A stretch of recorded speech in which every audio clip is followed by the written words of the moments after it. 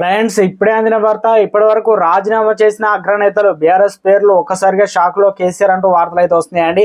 దీనికి సంబంధించి వివరాలు చెప్పడానికి వీడియో చేయడం జరుగుతుంది. చాలా మంది వీడియోస్ ఉన్నారు కానీ సబ్స్క్రైబ్ మర్చిపోతున్నారండి. దయచేసి ఛానల్ సబ్స్క్రైబ్ చేసుకుని బెల్ ఐకాన్ ఆల్ పైన ట్యాప్ చేయండి. ఇటువంటి ఇంపార్టెంట్ ఇన్ఫర్మేషన్ మిస్ అవ్వకుండా మీ ఫోన్ నోటిఫికేషన్ వస్తుందండి. చాలా మంది మీరు చూస్తున్నారు కానీ లైక్ చేయడం లేదంటే దయచేసి లైక్ చేయండి. ఇన్ఫర్మేషన్ అందరూ కూడా తెలుస్తుంది. ఎన్నికల వేళ బీఆర్ఎస్ కు వర్ష షాకులు తగులుతున్నాయి. అసెంబ్లీ ఎన్నికల్లో చూసిన ఫలితాన్ని లోక్సభ ఎన్నికలను రిపీట్ కానివ్వద్దని భావిస్తున్న అధిష్టానానికి పార్టీ శ్రేణులు ఒక్కొక్కరి తర్వాత మరొక ఊపిరి తీసుకునే గ్యాప్ కూడా ఇవ్వకుండా గుడ్ బై ఇచ్చి చెప్పేస్తున్నారు.